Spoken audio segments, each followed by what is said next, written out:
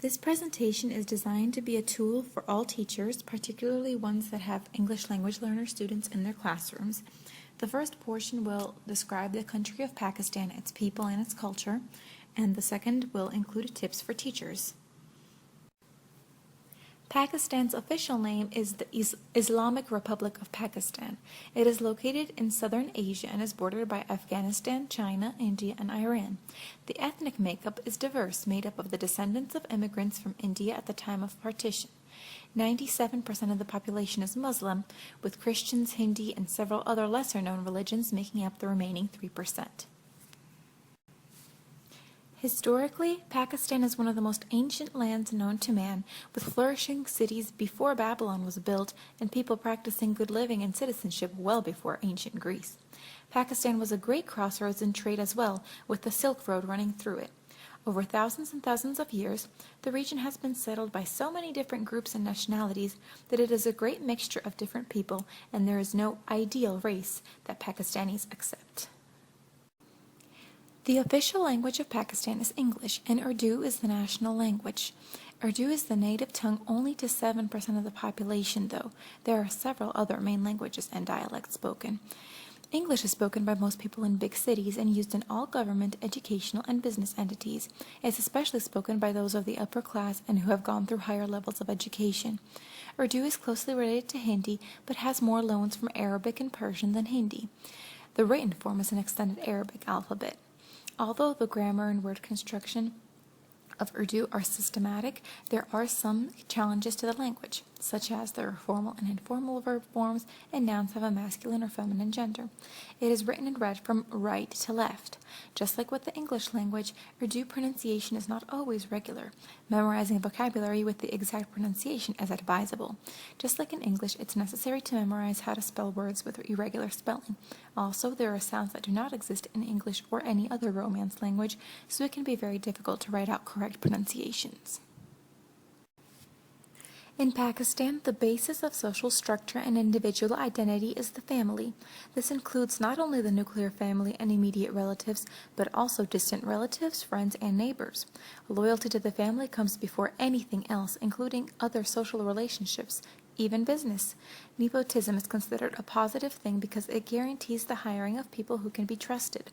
Pakistanis view this as crucial since in their country it is of vital importance to work with people one knows and trusts. Overall, the family is more private than in many other cultures around the world. Females are especially protected from outside influences. It is very inappropriate to ask questions about a man's wife or any other female relatives. Although families are private, a man especially may ask personal questions of a person in order to get to know them.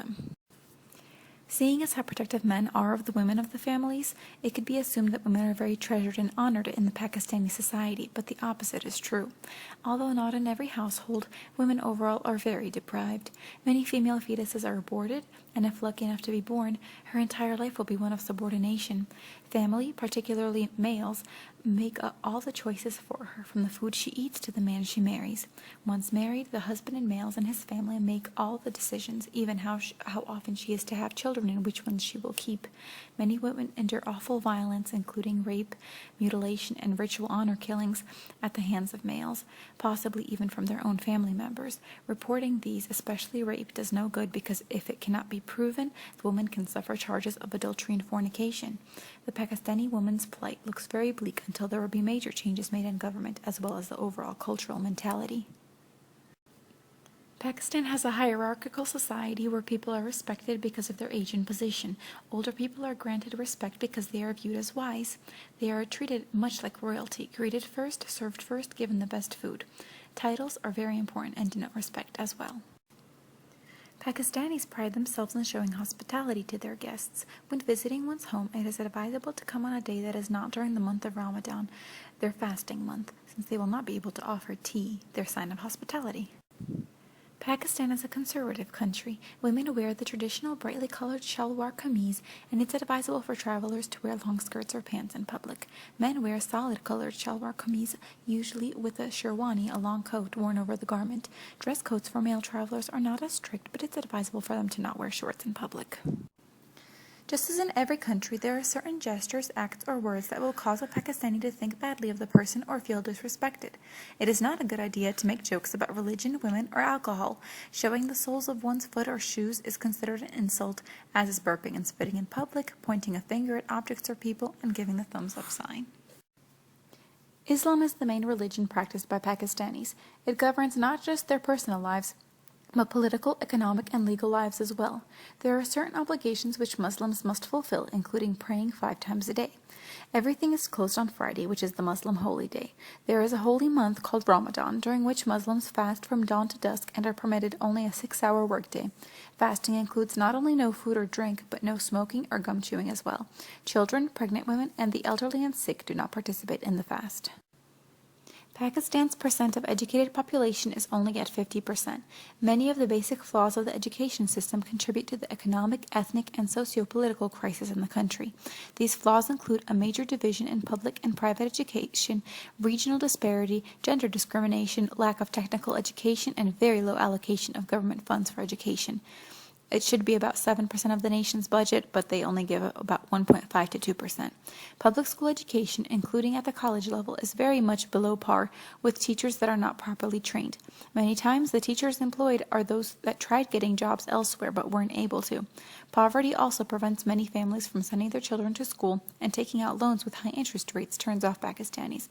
All these issues contribute to a very high illiteracy rate, which results in economic crisis through high unemployment rates and low quality of labor. As students come from other countries, they are bombarded with new information from every direction, about culture, education, society. It's our job as teachers to make the transition a little easier on them. Effective communication begins with knowledge. By researching the students' culture and language, you can gain insights that will help you understand certain mistakes these students may make, as well as explain some behaviors that may seem odd to you. By incorporating their culture into the school day, these students will feel more at ease and confident, leading to better communication with you and the other students, as well as a greater desire to learn. If we take the extra time and effort, it can make a world of difference to these students who generally, in older grades especially, drop out and never complete their education. Here are several tips that Sylvia Helmer and Catherine Eddy list in their book, Look at Me When I Talk to You. These are things teachers can do for struggling English language learners, and this is advice taken from the ELL students themselves. Write things on the board, which includes homework as well. Slow down when talking, especially when it's at length. Don't isolate them to the back of the room separate from the rest of the students. Ask students to stay for help because they may be too shy to ask for it. Encourage them to be active in class. Give easier passages to read out loud or easier questions to answer, especially in the very beginning. Give them extra time to get homework completed and turned in. Review and repeat important things. Take a personal interest in them and their personal lives, not just in their grades. Hand out notes that they'll be able to study at home. Have lots of patience. Encourage others in the class to work with them. Don't judge them based on their English. They might be a lot smarter than their English knowledge shows. Don't treat them as strangers. Check constantly for understanding and review the things that they do not understand. Explain difficult vocabulary. Give vocabulary sheets that have meanings on the words because it takes very long to look up all those words. Don't insult them when they don't understand. And smile. A smile can do a lot for a student that's struggling to fit in. Teachers can make a difference in the lives of their ELL students by teaching everyone that culture is something to be celebrated and it's what makes everyone special and unique. We can help make a better future for everyone.